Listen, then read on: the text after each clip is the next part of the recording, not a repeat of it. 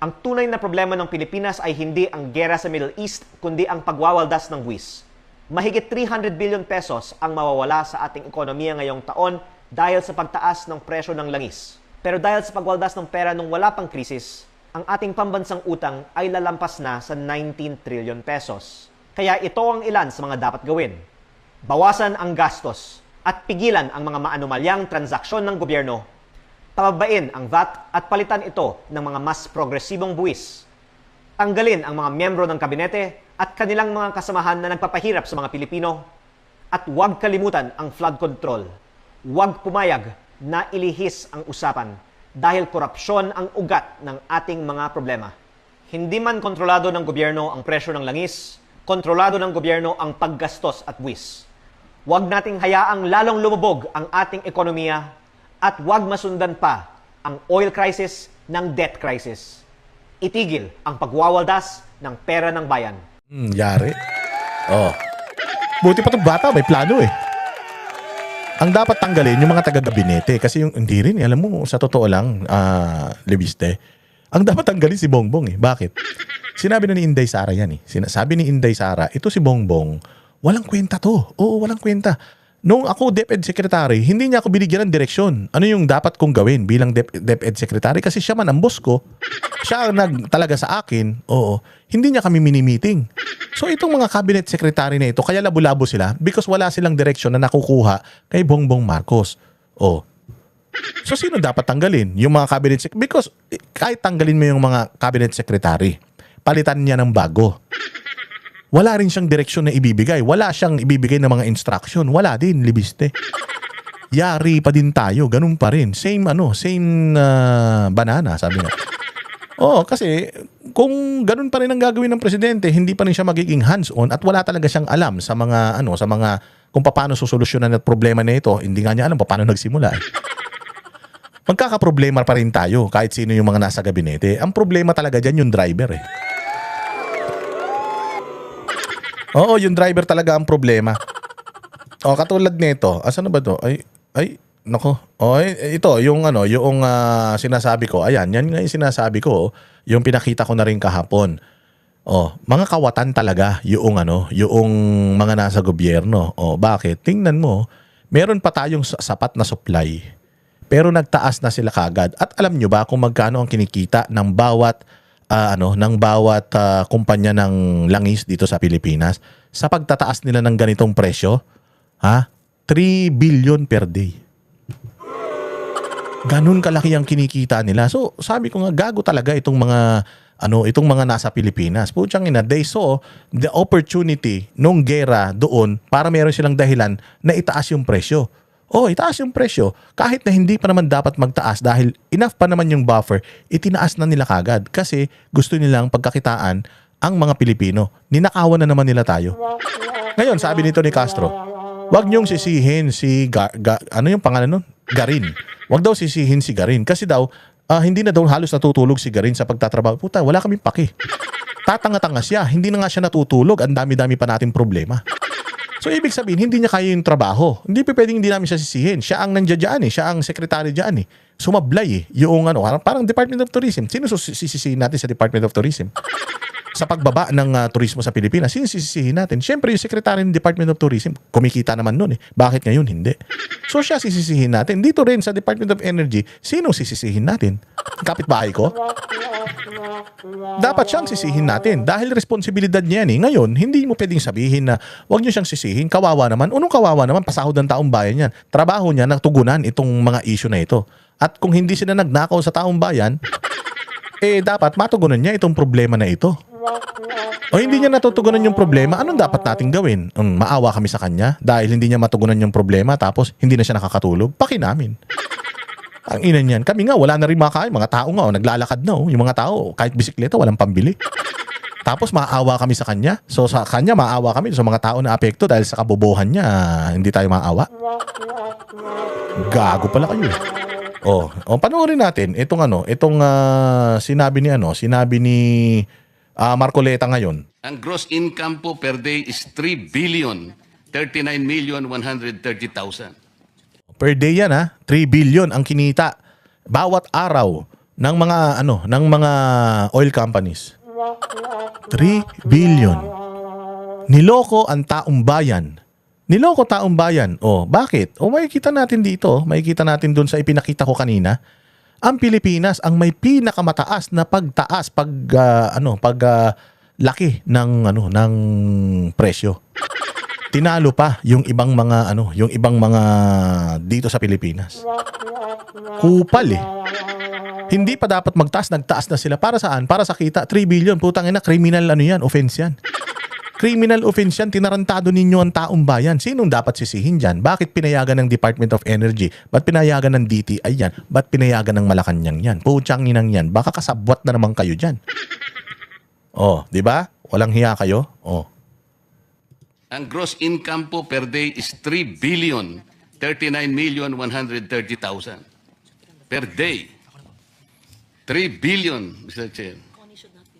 Kinuha po ninyo sa inventaryo ninyo ito. 2 weeks pa lang ang nakakaraan. Alam po ninyo, Mr. Chair, I have to apologize for making this comparison. Yung 18 Marines po, yung kanilang mga dineliver na mga mali-maleta, kinumpute ko rin po Despite the logistical nightmare scenario that was peddled to the public, ganito po yun Approximately, they were delivering 2 billion pesos per day. Based on 33 months, times 4 weeks. Average po ng about 42.5 maletas, averaging 40 million each maleta. Ito pong gross income na kinukompute ko, Mr. Chair, mas mataas pa po doon sa maleta na dinala po ng 18 Marines. It's 3 billion pesos per day ang gross income po ng National Oil Company. Representative from Chevron, we're coming from different perspective. What is the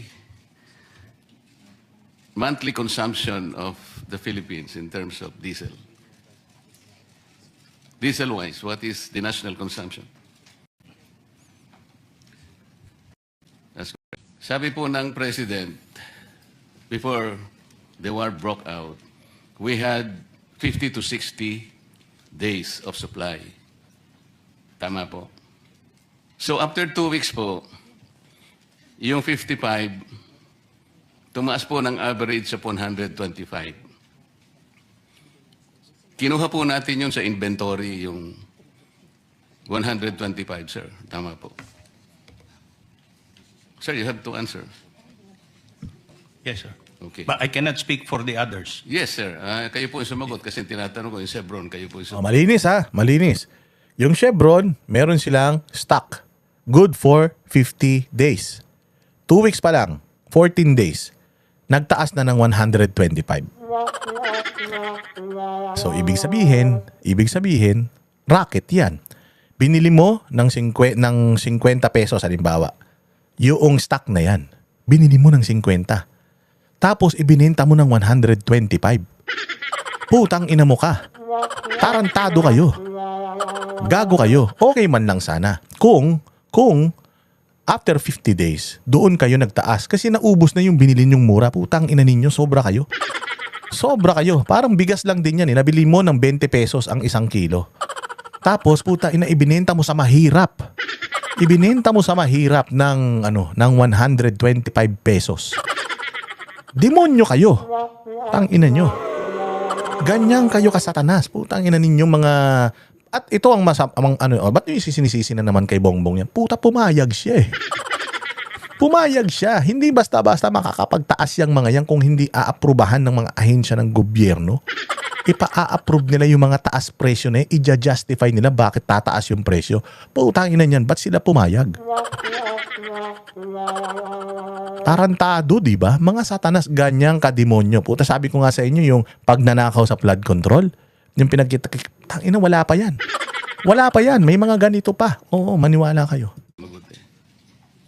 Okay? I had the number kasi. Yes, sir. So, 996,000 996,348,000 liters per month. Yun po yung consumption natin sa diesel. So, nagkaroon po ng increase na 70 pesos per liter after 2 weeks. That's 127%. So, tingnan po ninyo, Mr. Chair, 996,348,000 liters times 70 divided by 30 days. That's 2.32 billion per day, approximately gross income. Is my computation correct, sir? Ulitin ko po, 996,348,000 liters times 70, ito po yung increase, divided by 30, 2.32 billion per day ang approximate gross income. Computein nyo 2.32 billion per day. Multiply nyo sa 2 weeks. Oh, 2 weeks na yan yung presyo na yan Gano'n nakalaki kinita nila? Oh, tinan nyo. Kasi kinuha niyo po sa inventory. Wala pa naman po di pa naman kayo umaangkat. 2 weeks pa lang po nakaraan Gasoline. It used to be 50 liters per day, pre-war. Naging 80 liters po, average, after 2 weeks. So meron pong difference na 30 pesos per liter or an increase of 67%. Sir, ilan po yung consumption natin ng gasoline per month? 4,521,000 barrels or 714,318,000 liters. Can I get a confirmation? Anybody from? Welcome. Anyone from the DOE? Yari kayo kay Marcoleta. Yung kaninang 2.32 billion sa diesel lang yun. Oh, meron din sa gasolina 30 plus pesos yung tinaas. Oh, ganun din, ko-compute yun. From our These figures were stakeholders? supplied to me by a friend from the oil companies. I think DOE will be the more appropriate resource person to shed light on this matter. Mr. Chair, as confirmed kanina, yung diesel is around 32.5 million liters per day. More or less 33 Nasort million. na natin yun. the gas- 996,348,000. Yeah, So yung gasoline na lang. Gasoline is around 23.3 million liters per day. Or 714,318,000 liters. Tama po? The 23.3 million is already in liters, Mr. Chair. Daily. Kaya nga, times 30, ilan? 714,318,000 liters of gasoline. Tama po. That's correct. Around O 600. yan, ito po, ganito. 714,318,000 liters of gasoline times 30 days. That is 714 million per day. Approximate gross income. So pag pinagsama po natin itong dalawa lamang, Mr. Chair, per day po ito sa diesel po, 2 billion Wala pa yung kerosene dyan. Wala pa yung LPG dyan. Oh, ganito tayo ginagago ng gobyerno. Wala pa yung LPG, wala pa yung kerosene, ha? Ano na yan? Yung pinag-uusapan na may mga octane pa yan. Merong 92, may 91, may 95, merong 97, may 100. O meron pang jet fuel. Ilan nyo? Grabe kayo. 812,000 plus 714,318,000. Ang gross income po per day is 3,039,130,000 per day. 3 billion, Mr. Chair. Kinuha po ninyo sa inventaryo ninyo ito. 2 weeks pa lang ang nakakaraan. Alam po ninyo, Mr. Chair, I have to apologize for making this comparison. Yung 18 Marines po, yung kanilang mga dineliver na mga mali-maleta, kinumpute ko rin po despite the logistical nightmare scenario, Ito yung 3 billion, sa 3 billion lang, times 2 weeks, times 14, 42 na yun. 42. Puta, 42 billion. Ang kinita na nila sa 2 linggo. Putang ina to, mga demonyo. Hindi pa sila dapat magtaas, pero putang inang yan. Sabi ko nga sa inyo, magkano na naman ang napunta niyan sa mga kawatan sa gobyerno? Magkano na naman, puta, hayahay na naman kayo. Ang ina nyo talaga, wala na kayong katinuan talaga. Lahat na lang pinagkakitaan nyo. what was peddled to the public.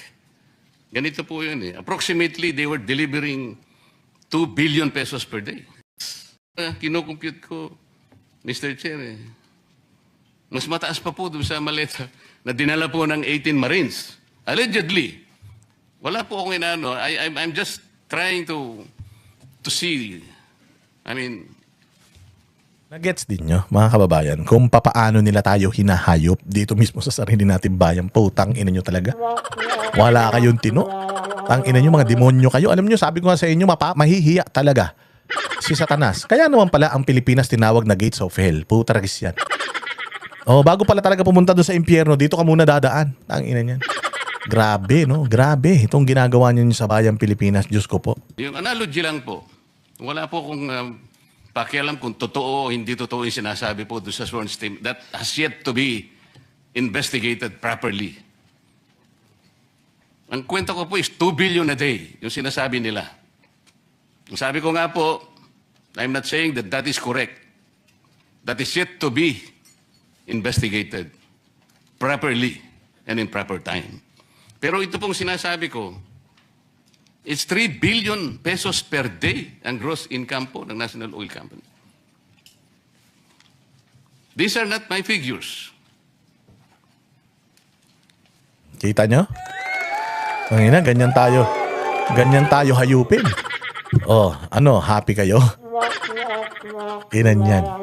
Tingnan nyo to. Tingnan nyo tong balita na to patungkol kung gaano katarantado yung pagtaas ng presyo dito. Ang pinakamahalagang usapin sa nararanasan nating krisis sa langis. Pag-usapan natin yan kasama si One News Business Editor Regina Lee. Reg, una sa lahat, bakit mas mahal ang petrolyo sa Pilipinas sa mga katabi nating kumpara sa mga katabi nating bansa? Tama ka dyan, Jiggy, because lahat naman tayo apektado ng oil crisis, di ba? Bakit? Nag-i-import din naman sila. Bakit mas mataas sa atin? Tingnan natin yung presyo ngayon ng gasolina at diesel.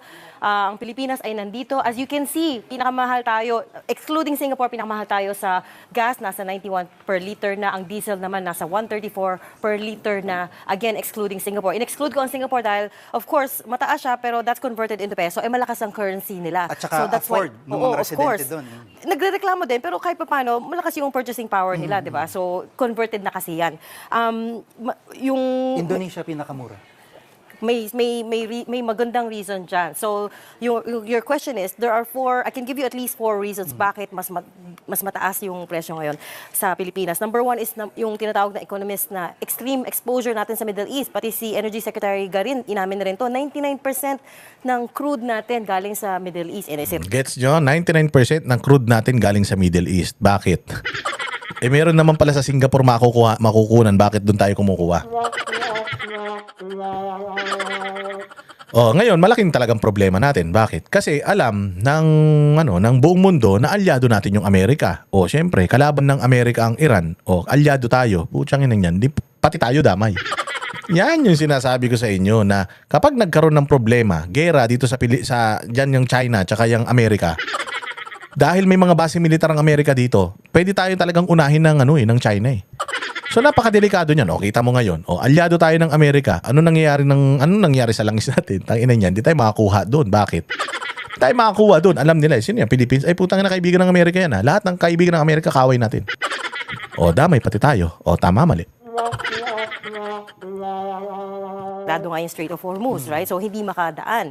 Number 2 is yung tinatawag na, alam mo na rin to, na fully deregulated tayo, which means bawat galaw ng presyo ng oil sa global markets, mabilis kaagad yung epekto dito. Tumataas din kaagad. Kasi nawala yung subsidy ng gobyerno. Will fully deregulated, which means na privatize siya. Tapos ang kasunod ng reason dyan is wala tayong strategic reserves. Kunyari, meron tayo yung, alam mo yung sinasabi lang 45 to 60 days reserves. Hawak yan ng private company, hindi yan hawak ng gobyerno. So that's the other reason. Sa ibang country kasi meron silang state Ayan, nakita ninyo nakita ninyo. Remember yesterday, tinanong si Bongbong, "Sir, hindi nyo ba iti-take over yung mga oil companies para hindi sila kasi syempre business yan nasa kanila kung magtataas sila hindi. Kaya nga 'di ba sinasabi na ibasura yung oil deregulation law. Private sector ang humahawak ng langis natin. Walang say ang gobyerno. So kapag nagtaas ang market, yung mga kumpanya dito, magtataas sila, wala silang pakialam. Si Bongbong sabi, 'di ba? Hindi niya sinagot. "Sir, hindi niyo ba i-take over yung mga oil companies dito? Bla bla bla bla bla bla." Hindi niyo ba 'Di ba umiwas siya, tumakas siya? Putsang nasabi ko sa inyo, meron na namang ginawang katarantaduhan yan. May ginawa na namang kalokohan yan. Malamang nakipagsabuhatan na naman yan sa mga oil companies dito. Putang ina. Tingnan mo nagtaas sila ng presyo nang hindi natin sila pinigilan, nang hindi pa naman sila gumagastos ng gasolina na mataas ang presyo. May na talaga tong pamilya na to. Ikaw talaga, BBM, ikaw talaga matindi talaga ang Ibang klase ka talaga, mukhang pera ka talaga.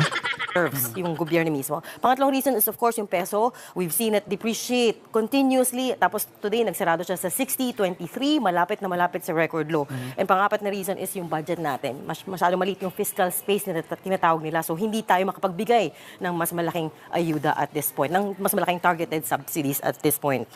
Tapos pangalawang question, yung emergency powers ng Pangulo na papatupad na lang, ang parating kaba doon ay baka yung mayaman lang, yung makinabang para doon. So anong nasasabi? Tama naman, because it blanket suspension siya, so it benefits everybody. And pag tinignan mo yung datos, talaga naman yung upper income to upper middle income segment, sila talaga yung malakas yung fuel consumption. Siyempre, sumasakay tayo sa kotse to go to work, we take a car to go everywhere. Ang worry dito is, yun nga, it benefits everybody at the expense of the budget. Kaya lang kasi, ang point din is, limitado lang ang mechanisms ng gobyerno at this point. Dahil nga deregulated yung industriya, very, very limited lang yung pwede niyang gawin. Well, I mean, I suppose pwede ni Presidente kausapin yung mga oil companies na wag mo na masyadong taasan. But legally speaking, ito lang yung mga kaya nilang gawin, which is suspend the fuel excise taxes. Nasa 10 pesos per liter sa gas, 6 for diesel, tapos merong, I think, 5 pesos. So, ibig sabihin, hawak tayo sa liig ng mga kumpanya ng langis. Hawak tayo sa liig. Sila pala ang may control. Kung gusto nila, wala tayong magagawa. Pero siyempre, ikaw, di ba, bilang isang presidente, meron kang magagawa. Either you talk to them, kung ayaw nila, ganun Kaya nyo ngang gipitin si BP Sara kaya nyo ngang gipitin si Pangulong Duterte. Bakit yung mga negosyante na yan, hindi nyo kayang gipitin? Bakit? Bakit? May kinikita ba kayo dyan? Hayop kayo, For kerosene, tama. Kumpara mo yan sa mga, again, ASEAN, yung tanong is bakit mas mataas yung presyo dito kaysa sa ASEAN. Indonesia is a net exporter. They have their state reserves of oil. Malaysia is a net exporter of oil. Plus, nagta-targeted subsidy sila. Yung subsidies ng Indonesia, kaya nilang i-absorb 30 to 40% ng oil. Malaki-laki yun kasi mas malaki yung fiscal space nila. Yung Vietnam din, meron silang tinatawag na Fuel Price Stabilization Fund. So, ang nangyari sa ibang bansa is, inabsorb ng gobyerno yung some of the increase sa pressure sa global markets. Tapos, yun yung nangyari. Pangatlo't panghuli na lang, yung tinatawag na energy lockdown. Pwede kaya mangyari yun? Kasi sinasabi ng mga oil companies, hanggang April, hanggang May na lang, sila na nagsabi mismo. So, anong nakikita nyo dito? Yun na nga of course, at this point, yung government is trying to reassure the public na meron pa naman supply, wala pa naman silang ganung protection na baka umabot tayo sa energy lockdown. Having said that, nangyari na to in the past. No? Noong 1973, tingnan natin, 1973 oil crisis. Hindi pa ako pinapanganak noon. But, we studied this kung saan nagpatubad ng fuel rationing nga. So, maaring dumating tayo sa puntong ito if this war drags on. Meron din car-free Sundays or driving ban sa ibang European crisis at that time. Kasi nga, yung pinapili ng ibang European countries na, choose a day when you can go carless. Which is, parang ito yung tinatawag na mass conservation efforts, right? Ito rin yung contribution natin as the public to the oil crisis. Meron din sa 1979 to 1980, the oil shock ng New Zealand, ipinatupad din ang Carlos Sundays. Parang yun nga, mas bumaba ang consumption natin. And finally, yung pinaka-latest example, naalala mo sa Sri Lanka, nung nagka-riots doon. Ibang dahilan naman yun. Pero the bottom line is na nagkaroon din ng shortage ng fuel. Kaya isinara yung mga schools, yung mga public sector employees, lahat nag-work from home, and nilimitan nila yung pagbenta ng langis sa mga sa essential services, ambulance, trains, bus service. Ano ang bottom line? Ano ang moral lesson nitong story natin ngayong araw? Ang moral lesson is ito yung mga posibleng kakaharapin natin in the near future. Sinasabi ni Donald Trump na nakikipagkasundo na sila sa Iran. Sinasabi din ng Iran na no, hindi kami nakikipagkasundo. Sinabi ng Iran that they are prepared for a full-scale war ng mahabang panahon. So, hindi natin sure kung hanggang kailan itong pagbobombahan ng mga hudas na yan. So, apektado tayo. Ang dami natin dapat isipin. Mag-El Nino pa, magla-La Nina pa. Wala na makain mga Pilipino. Magkakaroon pa ng pagtaas ng mga presyo. So, hindi ba dapat yun yung inaatupag natin? Hindi ba dapat itong impeachment ni VP Sara, ano na natin yan? Tablahin na natin yan. Let us just leave it to the people. Kung iboboto ba nila si Inday Sara sa 2028 or hindi. Because if iboboto ng mga Pilipino si Inday Sara sa 2028, it means hindi sila naniniwala dito sa mga katarantaduhang fabrication ninyo ng mga kaso sa kanya. Ngayon, kung sa tingin ninyo na ang mga tao ay naniniwala na magnanakaw talaga ito si Inday Sara, I am pretty sure. Kahit mag-concert si Inday Sara araw-araw, hindi yan iboboto ng tao. So, alam naman natin na itong impeachment ni VP Sara dahil ayaw nyo lang siyang tumakbo sa 2028. Alam nyo, pinakamaganda, focus tayo dito sa problema, tapos humanap kayo ng isang tao na kaya nyong itapat kay Inday Sara. Yun lang naman Ganun naman yun Yan naman ang demokrasya Huwag nyong dayain yung eleksyon. Kung sa tingin ninyo, naniniwala kayo sa mga sarili ninyo na napaniwala nyo ang tao na magnanakaw si Inday Sara, then dun natin tingnan sa botohan kung sino ba talaga ang sa tingin ng tao nagsasabi ng totoo o hindi. Di ba? Tingnan nyo. Mga hayop kayo. Puros magnanakaw yung mga tao rito sa Pilipinas. Pati yung mga negosyante, hindi na natin mapagkakatiwalaan. Mga walang hiya. Tapos yung mga nasa gobyerno, umiiwas din. Tapos puro kayo impeachment. Mga walang hiya kayo, mga hayop kayo.